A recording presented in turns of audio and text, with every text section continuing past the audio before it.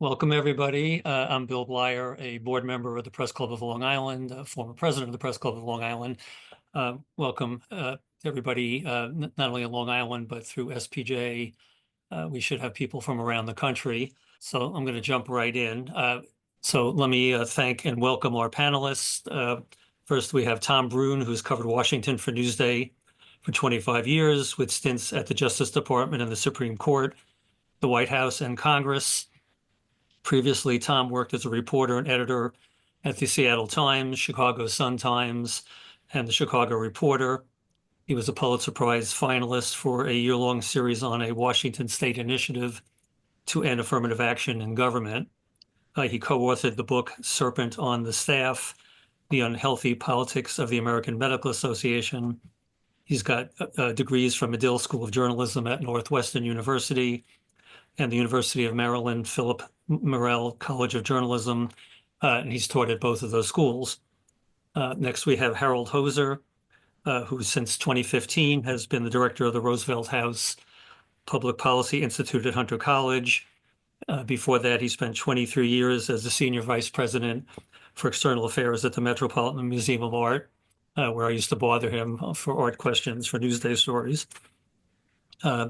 He's the author, co-author of, or editor of 55 books, primarily on the Civil War and primarily on Abraham Lincoln, including Lincoln and the Power of the Press in 2014, and The Presidents versus the Press, the endless battle between the White House and the media, from the Founding Fathers to fake news in 2020, which makes him particularly relevant for this panel. From 2000 to 2010, Harold was co-chairman of the U.S. Abraham Lincoln Bicentennial Commission, and for the next 6 years, chaired the U.S. Lincoln Bicentennial Foundation. He's won the Lincoln Prize, a National Humanities Medal, and many other awards. Last, we have John C. Zaher, an attorney who served as press secretary for the Suffolk County District Attorney's Office from 1999 to 2000, and for the Nassau County Executive Tom Galata in 2001. In January 2002, he founded the Public Relations and Marketing Group, and since 2023, he has also served as co-publisher of Long Island Life and Politics website. So welcome. Thank you, panelists, for joining us. So I think before we get into the nuts and bolts of the Trump administration, I think it would be good for Harold to sort of give us an overview of the history of presidents and the media and how they've interacted. I mostly have focused on Lincoln and his era and his relationships with the media, which of course were during a national emergency and during which he exercised extraordinarily repressive powers against the press. Hundreds, maybe 200 journalists imprisoned during the Civil War, not in the South, but in the North, which ostensibly had a functioning democracy, where elections took place in the mid-year of 1862 and for the presidency in 64. In New York, 20 newspapers were put on a watch list. Journalists were dragged off to Washington. At one point, the New York Times was suppressed for printing a story that they had gotten from a government source. I mean, it was madness. But Lincoln declared a genuine national emergency as allowed in the Constitution, suspending the writ of habeas corpus during a period of rebellion, an executive order that was later ratified by the Congress a few months later. So, but again, there had been a history of executive actions against the press.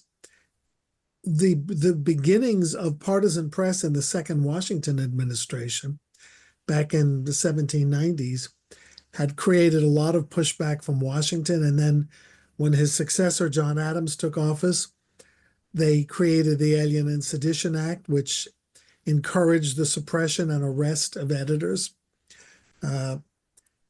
Jefferson was attacked by editors and pushed back against editors, even though he let the Alien and Sedition Act sunset. Andrew Jackson brought editors into his kitchen cabinet, but at the same time punished opposition editors by denying them access to congressional records. I mean, this is not new. And my story in the Presidents versus the Press goes into the two Roosevelts and Wilson. TR simply was good to the press he liked and put those he didn't like into purgatory and didn't talk to them. Wilson, during World War I, punished the media who violated emergency restrictions on information. And even FDR, Bill, as you know, in whose house I work every day in New York City, created not only a propaganda machine in World War II, but strict controls on information. I mean, I could go on. I was astonished when I did my research about how many current journalists are furious at Barack Obama for eavesdropping and other actions. And I guess just in a general way, the tensions between presidents and the press have been going on since the first president complained about what he called false news. And so it continues. Okay. So how would Trump stack up in that in your history of journalist? I mean, I think he has not cracked down as much as other presidents in a certain way. He hasn't a national emergency to declare a state of emergency and censor newspapers as Lincoln did, as Wilson did. What he does is simply attack them on their own ground by using X and what other platforms he has access to by attacking them. Mm-hmm. So he's playing on their field, and it's a kind of a different story. And of course, singling out journalists at press conferences, barring the Associated Press, throwing Jim Acosta out to the point where Jim Acosta doesn't even work anymore because there's no access. So that's a little bit different. But again, I think, as much as I am, horrified by Trump on other issues, that he's not quite reached the level of other presidents during unquestioned emergencies, World War I, World War II, and the rebellion of 1861 to 65. So, Tom, you're in the trenches. Do you have a sense that he's worse or better than previous administrations? Well, I think I appreciate Harold's review there, but I do think that after World War II, there was a change in the press, and it was a commercial change. And what a lot of publishers figured out is that they could sell more ads if they were more neutral. The press for most of this country's history was actually sponsored by parties, political parties. Mm-hmm. And the ones you're talking about way back when, absolutely political parties. And they were they were way out there. Okay. So I think that puts a slightly different spin on it. And I would say from 50s, 60s, 70s, 80s, there was this sense that, there were some that leaned a little left, some that leaned a little right, but there was an idea that there was kind of an objectivity. And there was the whole concept of objectivity that ruled. That, however, has changed. And some papers still try to abide by that, but there's others that don't. And that's both on the left and the right. But what has really happened here, I think, has been that there's two universes of news gathering. There's the ones who try to be objective, and then there's the ones who don't, and they're for their party. And this is partly the rise of Fox News. And that has changed everything. The second thing that has happened that I think has really changed things is social media. And there's nobody better at using social media and kind of the divided media, let's say the more partisan media, than Donald Trump. He's been very effective at that. And I think that's how he got reelected, elected for a second term, because he knows how to push those buttons. He knows how to put those messages. In his first term, which I covered, he wanted to win the media war every day. He wanted to be top of the media, and almost every day he was. So he, very effective, very different from the Democrats, who are much more aloof. I covered Obama for 2 terms, right? And he, like all presidents, had kind of a love-hate relationship with reporters, because you got to have them to get the news out, but do you really want them digging into the things you don't want them to? And I think that was part of it, right? So I think that based on the, I'd say, 70s, 80s version of the press, Trump has gone a little bit farther than other presidents in terms of picking and choosing. I mean, it was the White House Correspondents Association has been around for a long time, and it had, a whole range of papers, and it kind of neutrally ran the White House pool system, which, for those who don't know, because you've got 3,000 reporters in Washington, right? You can't have 3,000 reporters following them. So there's somebody for print, somebody for the wires, somebody for the radio, somebody for the TV, and they follow them around and report to all the other reporters, right? He just recently said, no, this neutral, nonpartisan White House Correspondents Association will no longer run that pool system, will run the pool system. And they pick and choose who gets to cover them. Now, that's pretty powerful control of kind of press, right? So, for example, they kicked out AP. Why? They called it Gulf of Mexico. Really? Okay. They've barred other publications, and it's like, it's a more controlling kind of thing.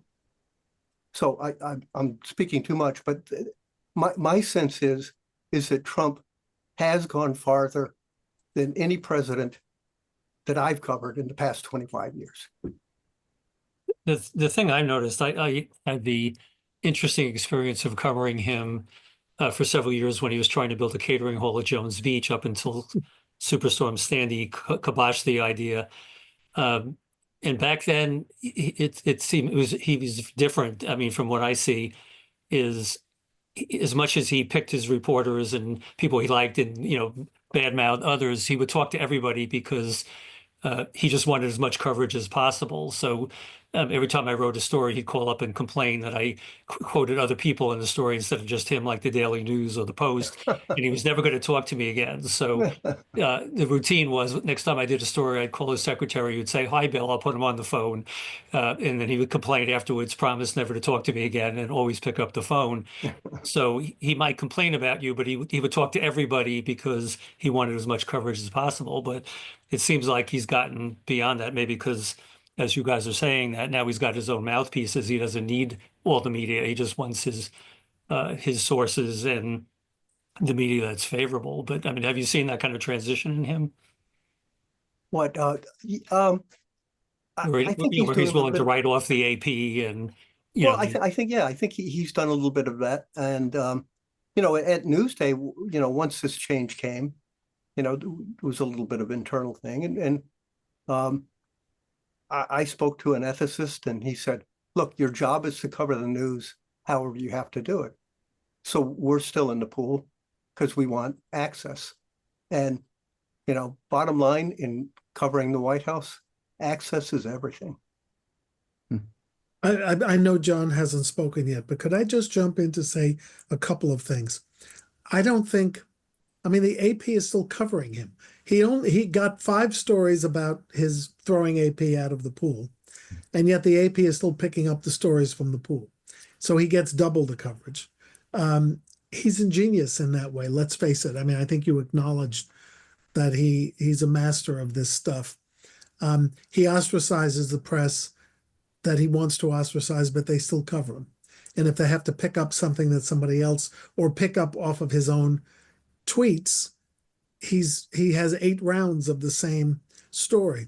But Tom, I would date the period of nonpartisan journalism a little earlier. I would start in about 1896 when Adolph Ochs bought the New York Times.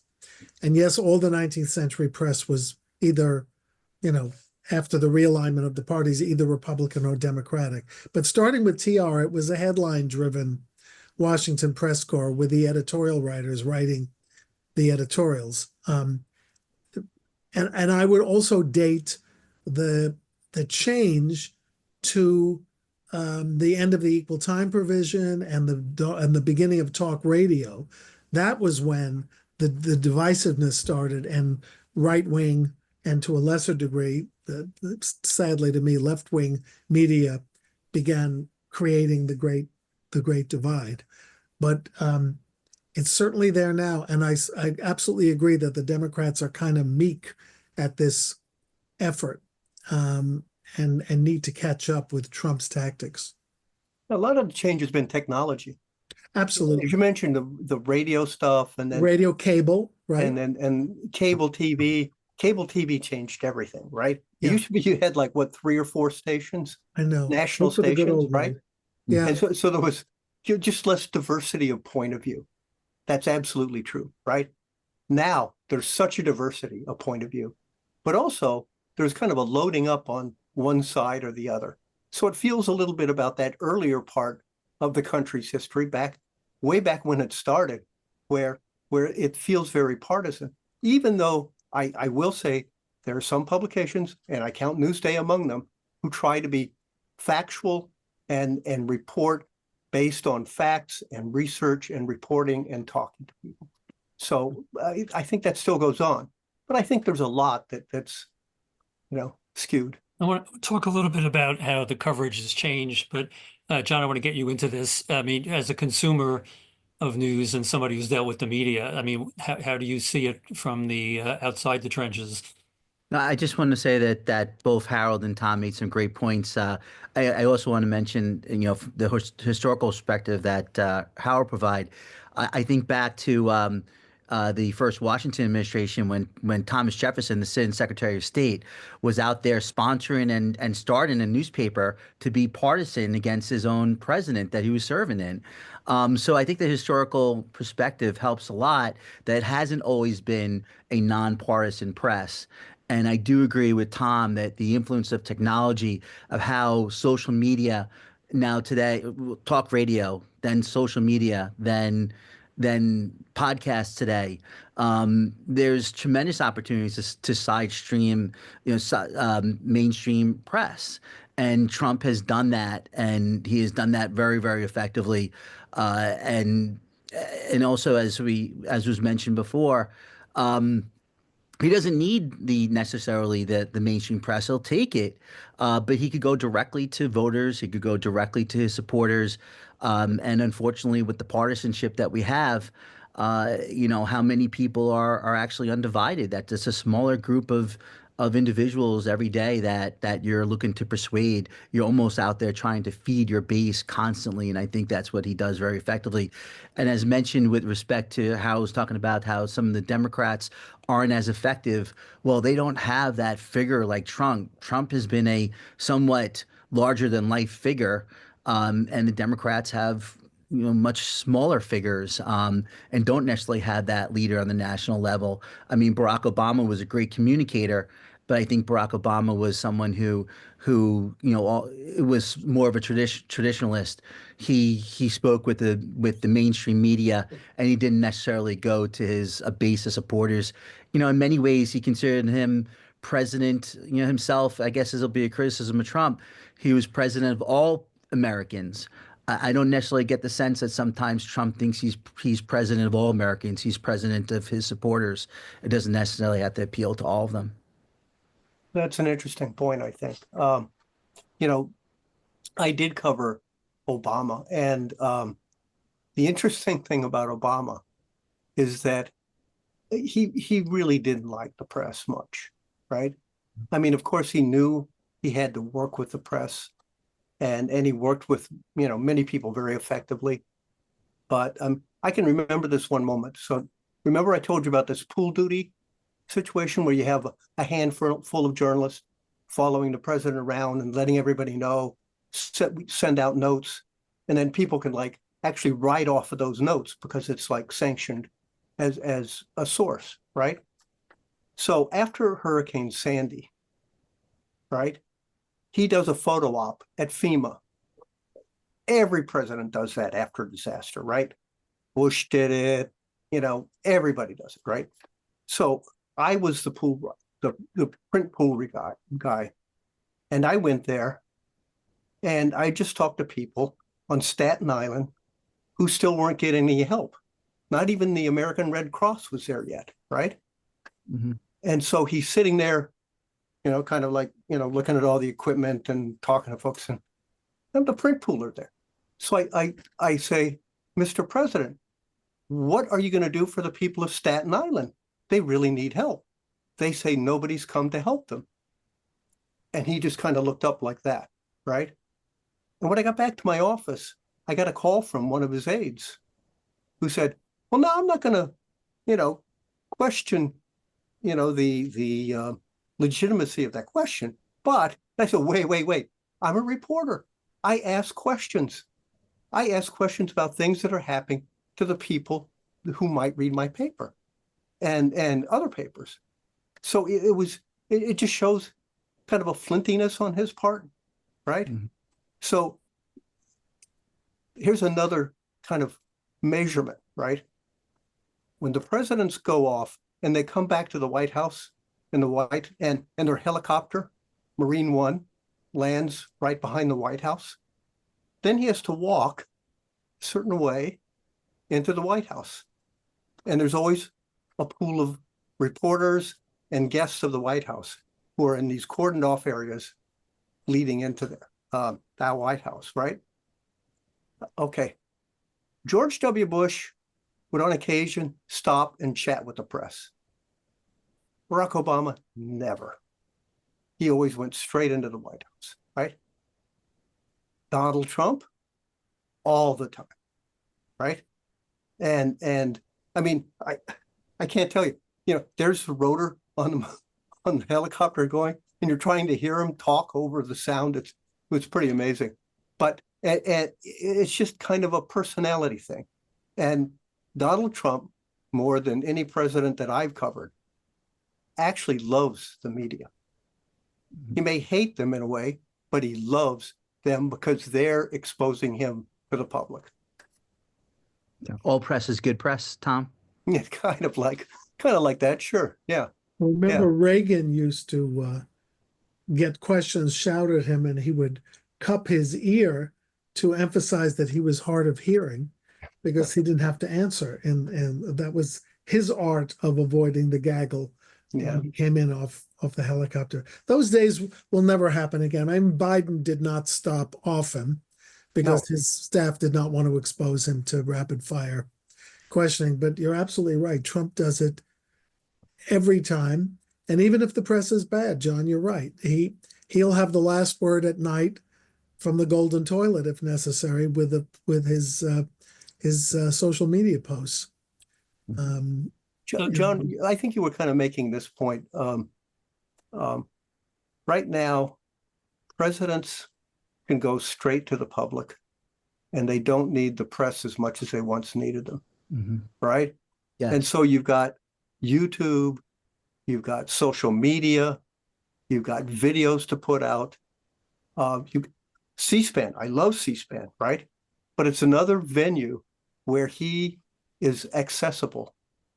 Bill, you were talking about AP still kind of reporting on them. No, it was you, Harold, talking about them. Well, look, you don't have to be there necessarily to hear what he's saying. You don't have to be there. You just don't get to ask the questions. That's the difference. I have a great story about C-SPAN and another president. Newt Gingrich told me this story when I was writing my book. He said he found out that Reagan napped at a certain hour every day and that he turned on C-SPAN. He was actually, for someone people think was not totally involved in public affairs, he actually liked C-SPAN. So he would go upstairs to take his nap and he would turn on C-SPAN. So Newt Gingrich decided that at 1:15 p.m. he was going to do a 2-minute talk on something. And he began by saying how great Nancy Reagan was in terms of her social leadership. He got a call from Reagan the next day saying, "Newt, that was a great thing you did for my Nancy. I'm very grateful to you." Then at least once a week, he would make a 2-minute policy address. Reagan would invariably bring whatever policy the speaker had brought up to his cabinet or to his top aides, and Newt would be making policy through C-SPAN. Wow. Yeah, interesting. So Tom, talk a little bit more about the difference between covering Trump the first time around and Trump 2.0. Okay. Has your job changed a lot in doing that? There has been a change. In the first round, you have to remember his first term. I don't think he ever thought he was going to be president. And I don't think he was organized at all. Again, I was on pool duty, and the pool is led by a presidential aide, right? Lower down in the press, right? And they didn't know what they were doing. I mean, it was a terrible thing. And then they switched people right in the middle of it all. So it was very confusing. But that just kind of is a representation of somebody trying to get up to speed very quickly. And in his first term, he did want to win the media every day, and he really focused on that. He appointed people who were conservatives, not necessarily fans of his, but definitely conservatives, right? And many of them were pretty traditional. So he did want to do certain things that he's doing now, but he wasn't as successful, and because he just hadn't organized. His relationship with the press was, I think, pretty strong. I mean, he probably saved a lot of newspapers because everybody wanted to read about him, right? He had problems with the press. As we know, the first press secretary, had to get up there and say that his crowd was bigger than Obama's. I mean, it just totally destroyed his reputation. I mean, it made it hard for you could just see, I mean, with the naked eye, that there was a difference there. But that kind of set the tone for a skepticism about what would come out of the White House, right? And he always had to deal with that. And that's where he began to start leaning more towards press that favored him. Now, a second term, much more organized. As a matter of fact, I am stunned at how organized they are. And in terms of a media blitz, when he first came in there, he was looking for things to do. And I think the Muslim ban, as it's known, was his first big venture, right? But this time, it has been shock and awe, right? And it's hard to keep up with it. And the information that's coming out is very incomplete. It's hard to verify. I mean, look, he's firing people, but we don't even know how many. I mean, it's an elusive figure, right? And then he'll rehire It's the zone concept, right, Tom? What? It's absolutely flooding the zone. You can't even cover it. There's too much. Exactly. I mean, I got a tip the other day, and I just haven't had time to do it because I've been doing another story. So he is really doing a blitz, right?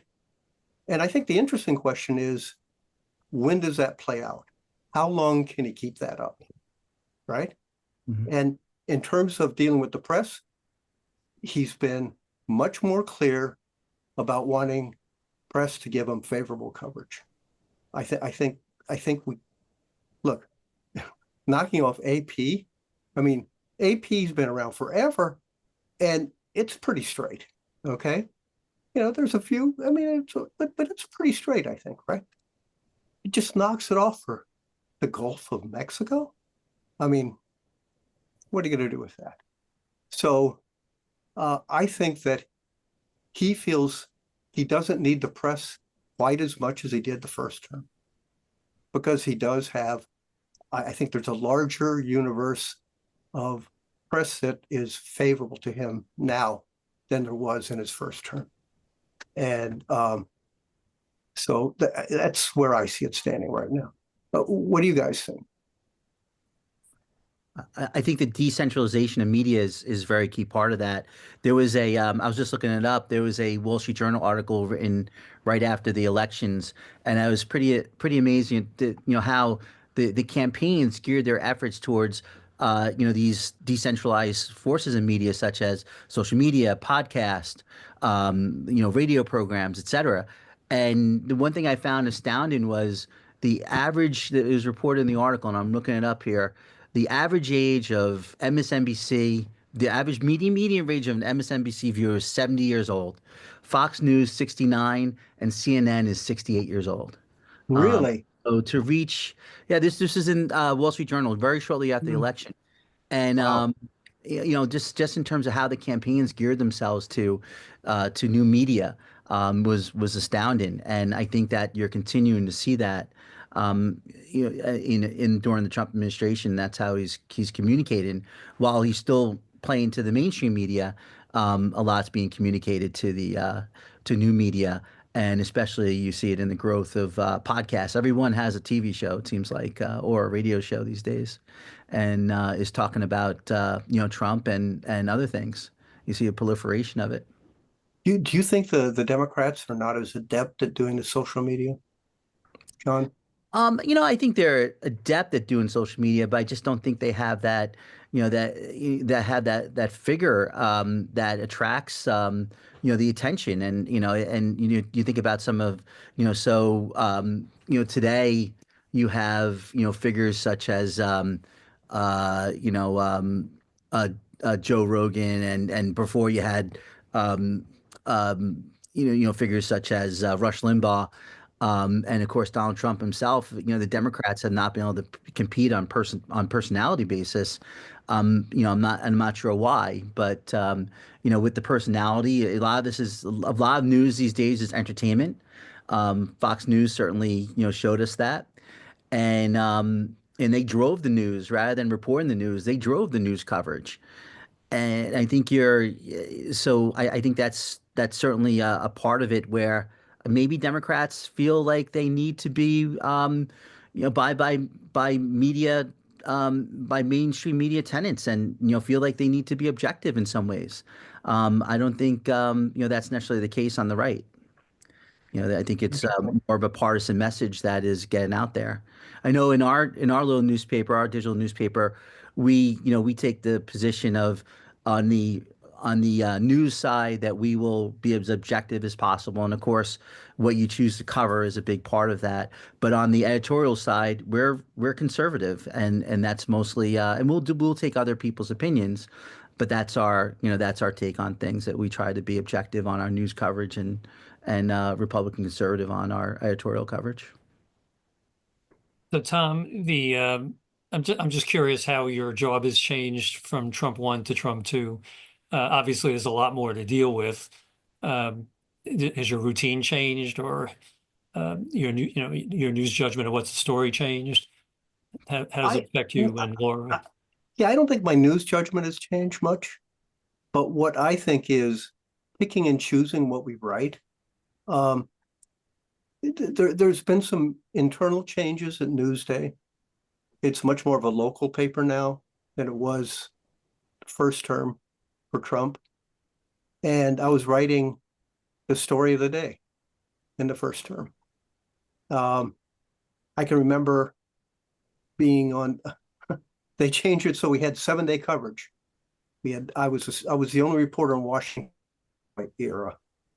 And then as soon as Trump came in, they sent another reporter down here to help me cover it.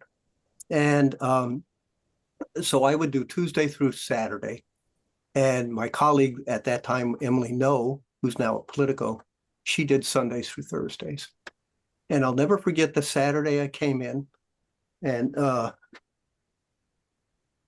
Trump said that Obama wiretapped him. Do you remember that? And I had covered the Justice Department originally, and I knew that in 1975, Congress passed a law saying the president couldn't wiretap anyone.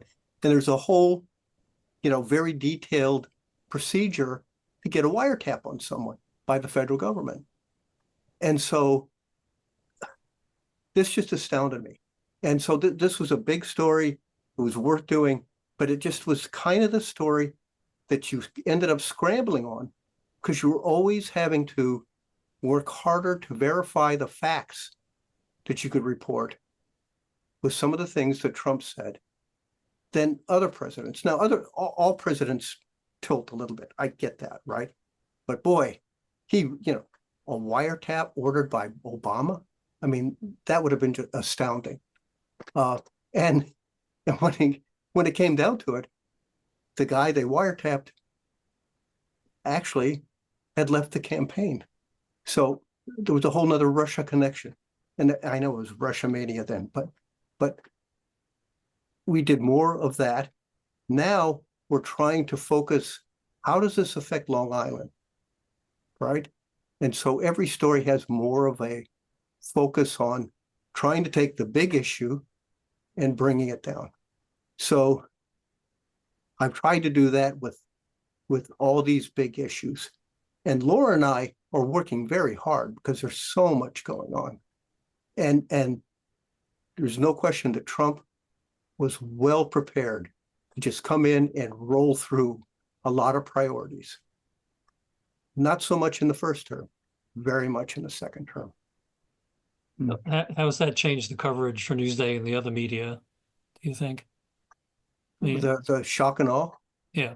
I mean, this onslaught, I mean, is the media doing a different type of coverage or just more of the same? Or they're trying to keep up with it. I mean, I think the papers with bigger staffs, the national papers, I think have done a pretty good job of trying to keep up with it and finding ways of creating stories that capture a little bit of it. There still is a story of the day that we're all doing, right? What's the story of today? Today, it's I'm going to get rid of the Department of Education. Here's my executive order, right? Can I say that's the other big thing? He introduced executive orders in his first term, and the one that's best known is the so-called Muslim ban, right?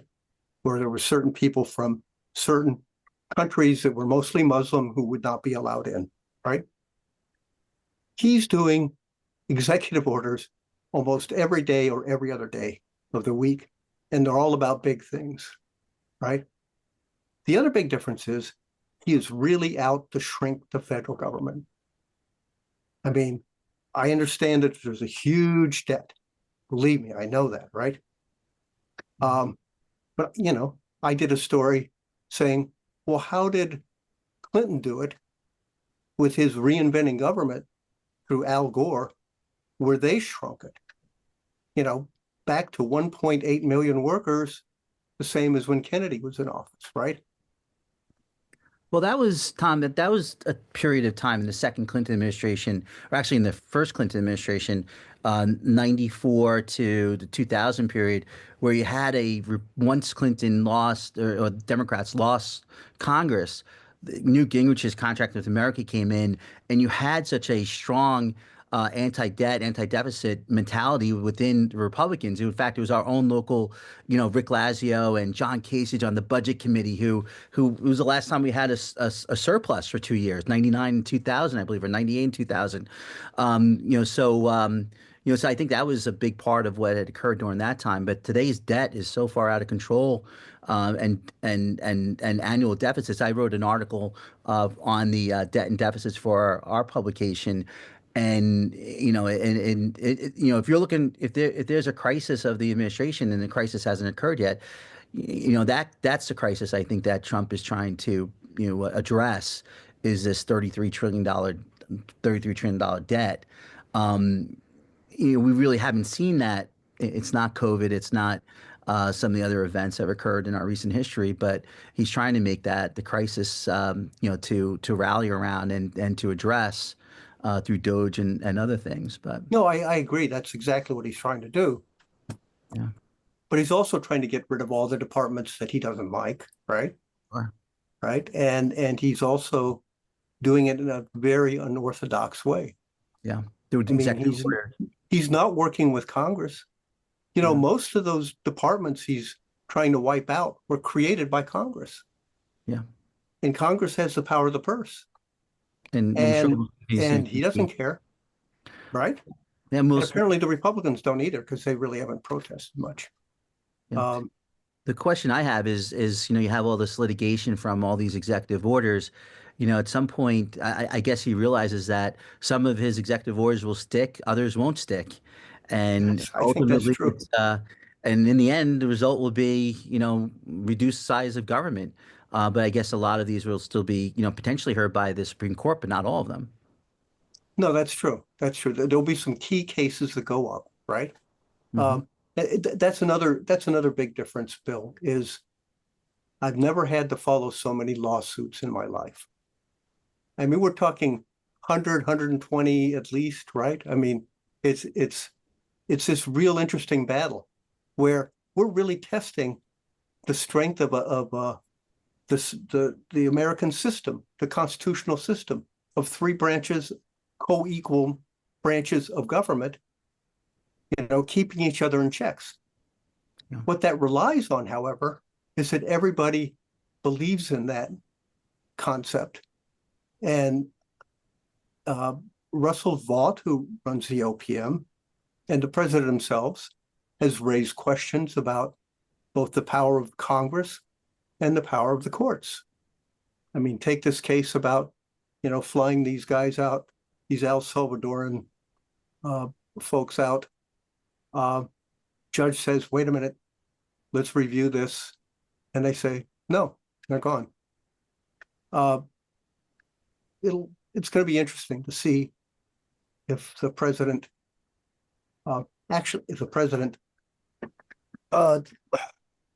accepts the constitutional restraints.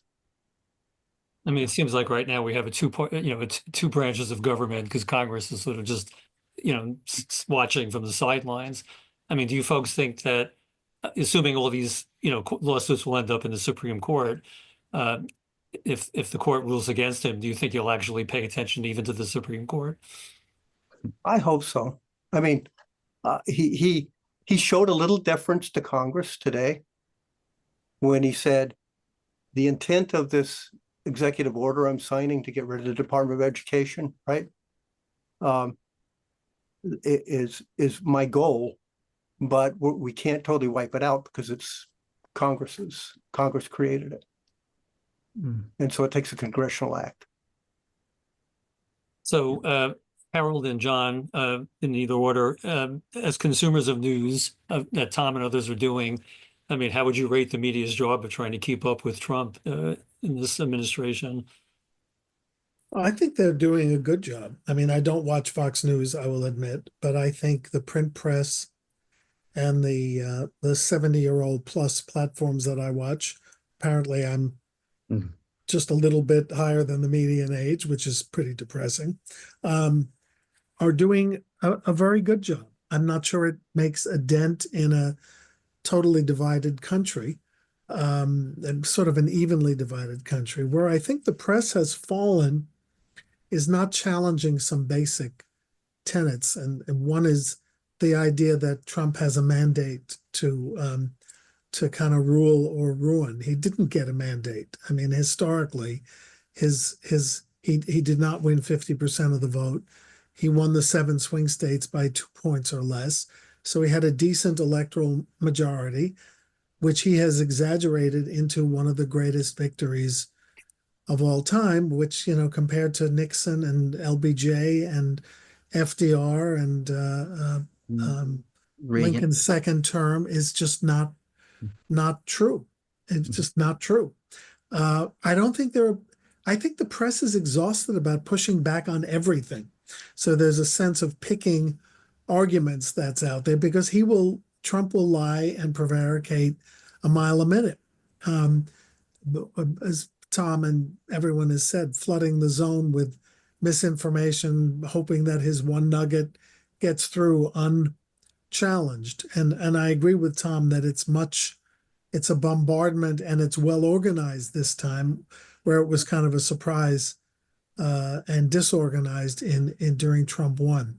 But again, I don't know how far he'll go with journalists he doesn't like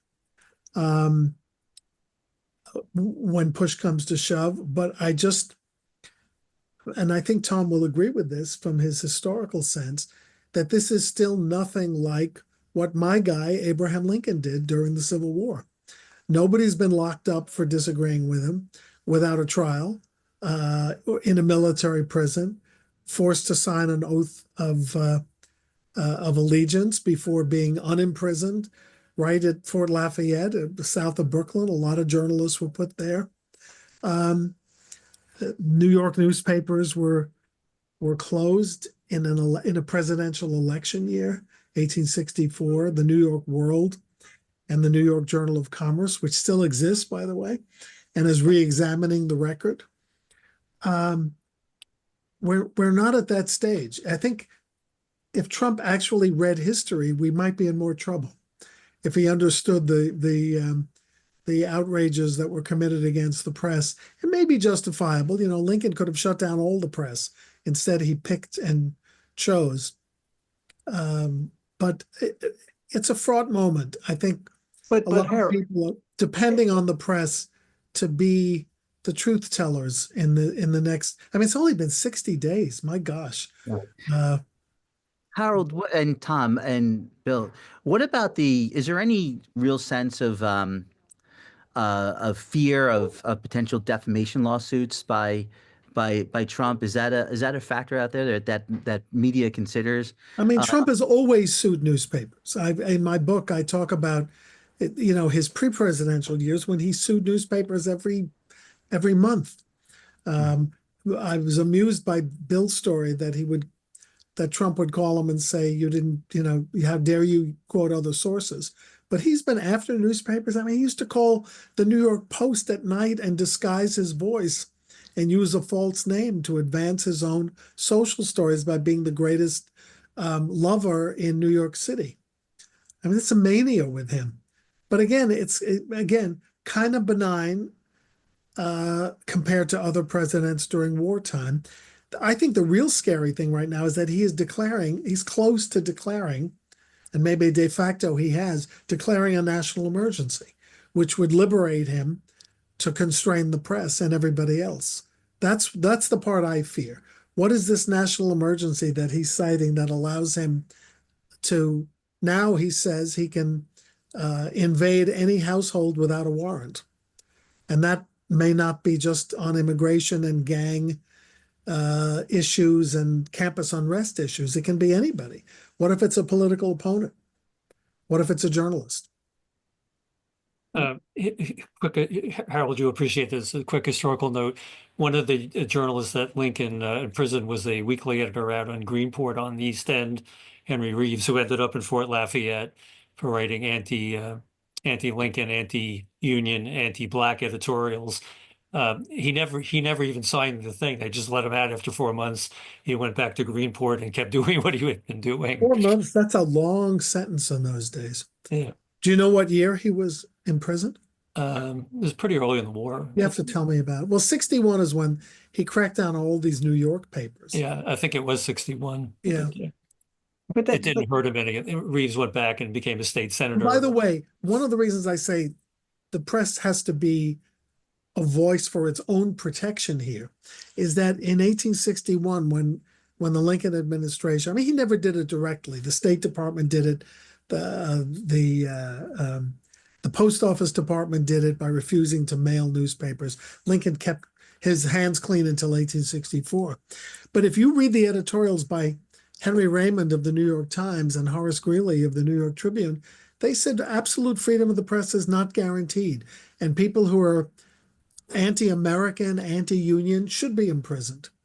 So the press validated the crackdown against its own estate. John, how do you think the media is doing so far covering Trump 2.0? No, I think it's doing as good as it can. In terms of coverage, I know on a local level, and Tom mentioned how Newsday is looking for that local angle. I know with our limited resources, we're often looking to, and there hasn't been too many people vocal in New York. I mean, the governor and the attorney general have taken, sent out press releases, taking strong stances against a lot of Trump's actions. And when they do that, then it kind of signals to us that this is a story that we potentially could cover. But in terms of local elected officials, it's been relatively quiet in terms of their involvement on national politics. I think they've done a good job. But something I wanted to mention, I think Tom was talking about before, or Harold was, the Congress has not, done much to engage Trump or to pass legislation or to criticize the executive orders.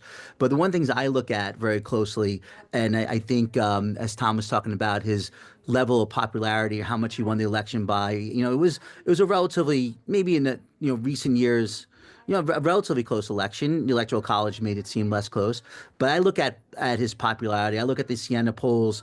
I want to know what Trump's popularity is, and because that's going to signal to me his approval ratings, whether Congress will take action to differentiate himself from the president.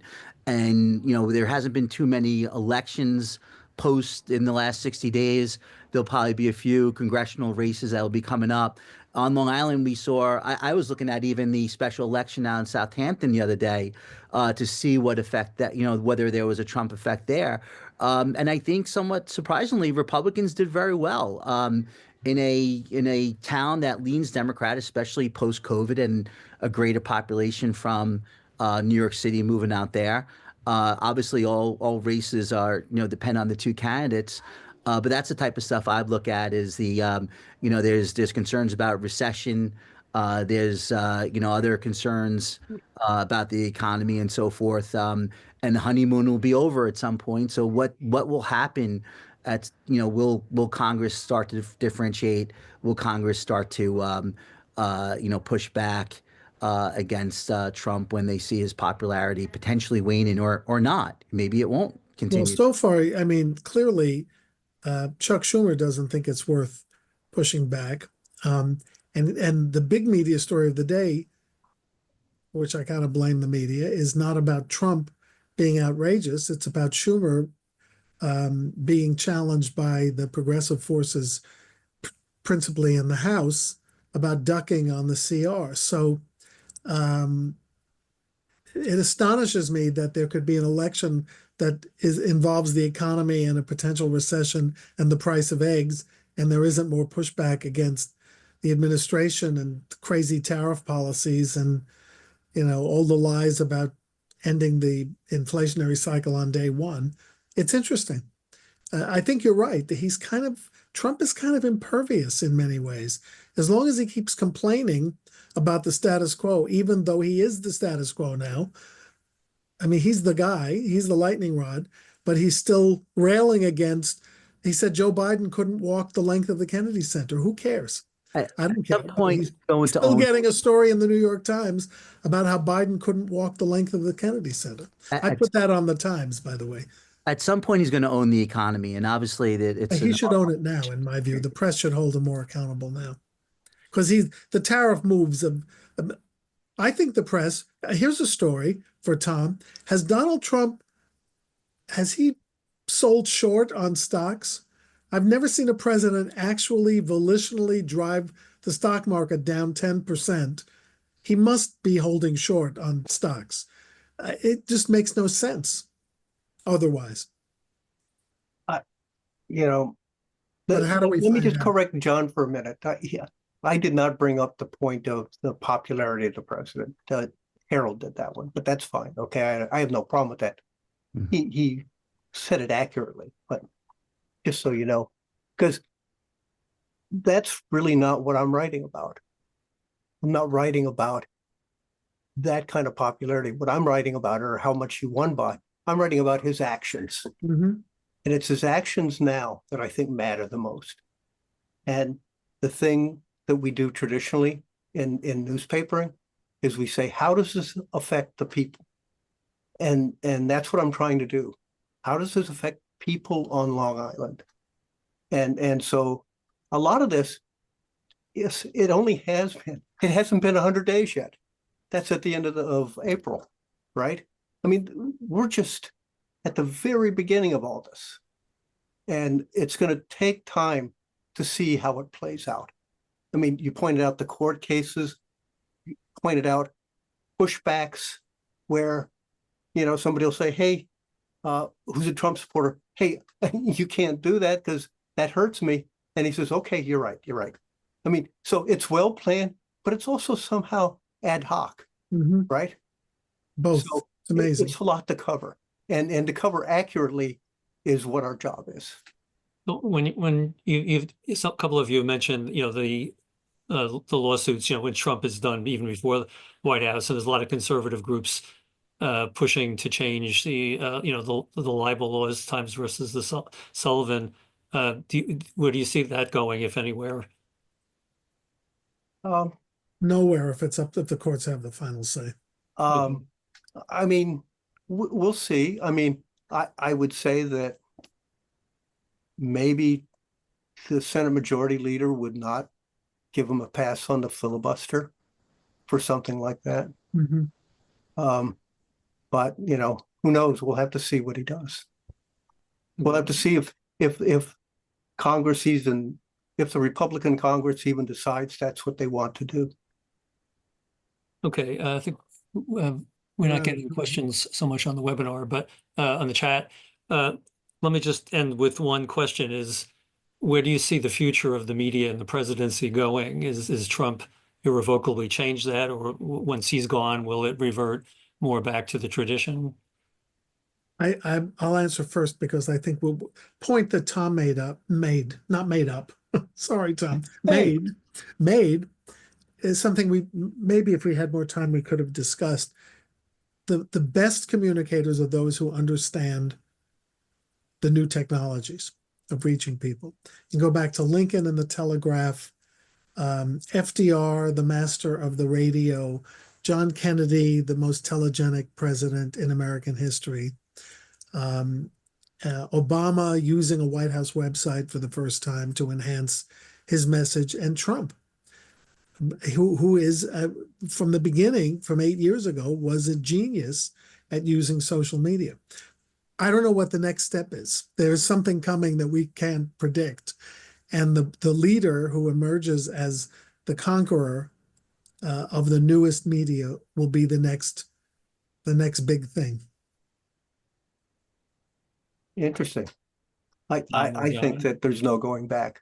I'm saying that too, yeah. Yeah, I think that technology and the way we get news is going to keep changing over time.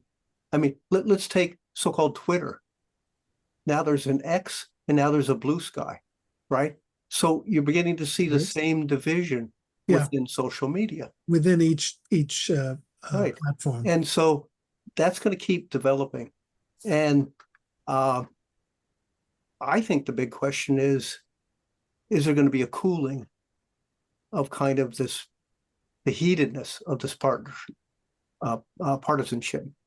And because it ebbs and flows, right? And we just have to see where it's going to go next. But in the meantime, the basics of journalism have not changed and won't change based on technology. Or shouldn't, I should say. We have to keep newspapers alive. And I work at Hunter College, and in Franklin Roosevelt's house, as Bill well knows. And we have undergraduates coming through. None of them has picked up a print newspaper in years. It is impossible to find out where they get their news from. They don't like to talk about it, for one thing. And it's scary because there's no water cooler, there's no single source around which people can coalesce and debate. That's the thing that scares me the most. The diffusion of, quote, reliable sources. And the new generation, we're never going to watch a CNN or Fox or any of them. They're going to be onto something completely different, and it's all going to be divided again. It's like nuclear fission. And that's a scary thing, that there's no American platform where we're all discussing the same thing at the same time. John, you're muted. Sorry, my 14-year-old technology changes. And I agree that technology is going to drive this, and also personalities and leaders. But my 14-year-old daughter gets her information from TikTok, and she actually does get news there. And Yeah. I remember back, I got most of my news as a kid from 1010 Wins News, because that's what my dad had in the car. He didn't have FM radio in the Volkswagen Bug they drove around in. So you learned from Stan Brooks. That's right. Many of those, and it stimulated discussion in the car.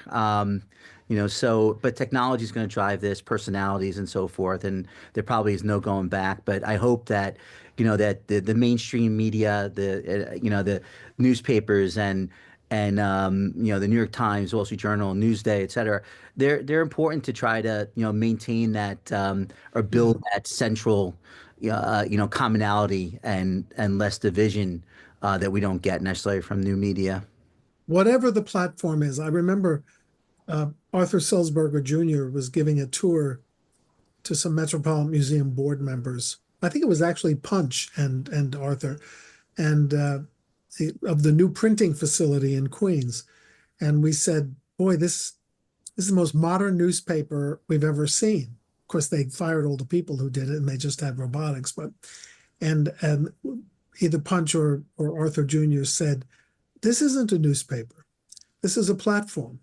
We don't call ourselves a newspaper anymore. So whatever form people like Tom work in, whether it's the cloud or iPads or phones, we still need his voice.